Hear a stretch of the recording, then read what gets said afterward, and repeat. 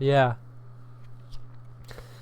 But yeah, I'm trying to not make this like an emotional video today, because I'm gonna be telling y'all guys the untold truth about why I sold my Supra. First things first, I would say, yeah, I sold it. Every social media that I've been asked on, other than YouTube, people ask where's the Supra, because I've been always posting civic content. I'm gonna try to be the most transparent as I can telling this story, and it is a very true story. This is no fake drama alert type video. This is true, this is honest. Listen to the full story. When I first got my Supra, it was back in 2021. That's when I got my Supra. It was a 2020 Supra, red guts, so amazing. And keep in mind, I wanted this car for a while. Ever since it came out, a lot of people actually hated it because it was a BMW base. I guess just people don't like BMWs. Surprisingly enough, I mean, BMWs are really actually good cars. 2021 at Christmas, that's when I bought it, and I've always dreamed about owning that car. It's just because I've always seen it. It just looks so good, and the power it makes for just little money, it's just crazy.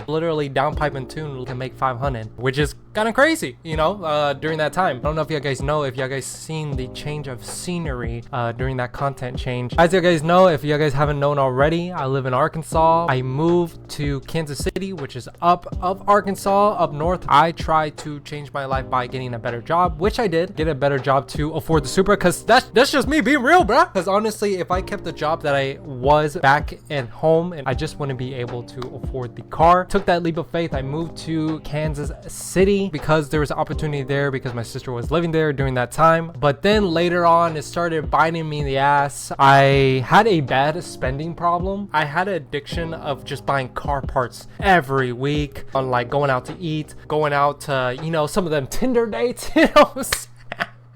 No, on some real shit, that was what I was spending on some real shit. I kind of learned that the hard way, and eventually, I ain't gonna lie, guys, when I had the Supra, I went broke. I bought this car for not only my dream car, but also as well as, you know, trying to better myself for the future for content. But that was totally not the case, and I wish I had someone to mentor me that time. Because of that, I also had collected debt. I had a good amount of debt that I eventually paid off later on in the year. Whole year, I was just trying to make super content, but the thing was, nothing was really blowing up. It was a car that wasn't really obtainable for the most average consumer. And not saying I'm that guy and I'm top shit and I'm making baller money or something like that, but during that time, I just feel like it wasn't relatable because one, either I wasn't doing crazy stuff, or two, you know, it was just another Supra on the internet at the end of the day. Keep in mind, it wasn't just the car payments. I had rent to pay, also the insurance, the food expense while I was in KC, and just the little things. If I wanted to spend time for myself or spend time with friends or even go travel out,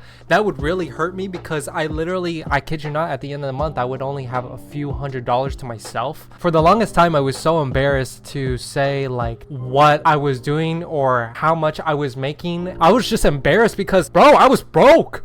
I was broke as hell. Got to a point where I just broke down, and that type of weight on my shoulders, this thing was always on my mind. Every time I woke up, bro, I literally was like, man, do I really want to drive this car for the next few years? I did a 5-year plan on it, but then I was like, bro, like if I do this for the next 5 years, this is like daunting. I'm really gonna miss a life on opportunity if I don't sell this car. I was lucky to have some sponsors. Stuff on the Supra was expensive. For exhaust, $2,000. That was like the minimum. On a Civic, it's like $400. The cheapest intake what you could buy was like $400 during that time, but the cheapest intake on like a Civic is like, for a good one, it's like $300 to $50 or so. But I'm pretty sure the prices went up because of inflation. And I'm not saying everything is cheap, but I'm saying it's way cheaper compared to a Supra, to a Civic. Like, that is an immense amount of money, right? I was just going bill by bill, check by check, just trying to make it through. And I'll be real, like I couldn't afford it, and I didn't want to live for the car. I wanted the car to live for me, but obviously I'm not no big influencer or anything like that. I went out to Kansas City to find an opportunity for myself to collab with other creators and try to put my car out there more. Later on that year, I decided, I was like, yo, it's time to part out the Supra, which I did. So I parted out, sold all the parts that were on the Supra. Luckily, I'm blessed enough to where my parents accepted me to come back home. I was telling them I was struggling, so I took that opportunity. I was in KC for a whole year, so hence why the scenery was different. Came back a year later, start of 2023. A month later, I sold the Supra, and yeah, I could never be happier than ever. A lot of people will say, oh, do you regret buying the Supra? Do you regret selling it? Regret buying the Supra? Yes, but at the same time, I've learned so many things along that year mentally and financially. Like, I know how to work my money a little bit better, how to save a little bit better, and not be impulsive on what I need to buy and what I really actually need. Sometimes you won't learn until you experience it yourself, unless if someone tells you, but most people are rebellious, so they won't listen. Like, that's just how we are. That's how we work. We're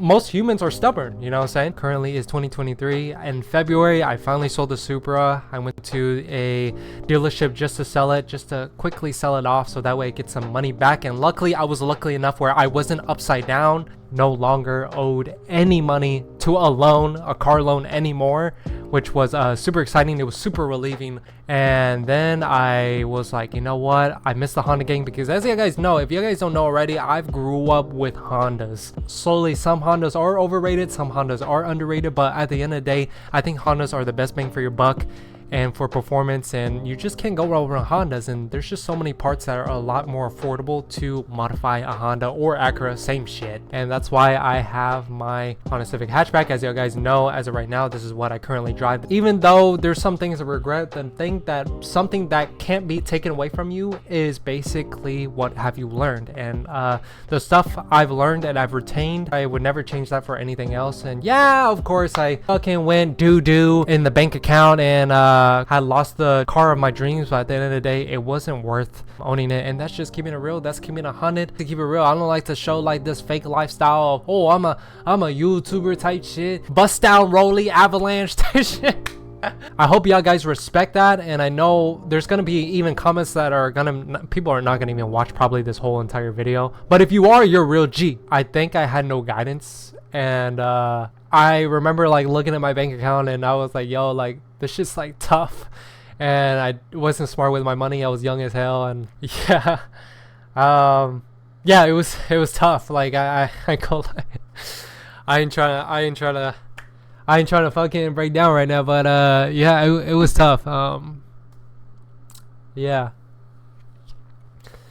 But yeah, I'm trying to not make this like an emotional video, because this kind of hits home for me, because that year I just went through a lot, and there's some things that I cannot say on camera just for personal reasons, and I hope you guys respect that. It's basically kind of like the moral of the story and the untold truth. Yeah. Sorry guys, I'm not trying to be a pussy out here and like trying to cry on camera. A lot of family stuff happened, a lot of financial stuff happened.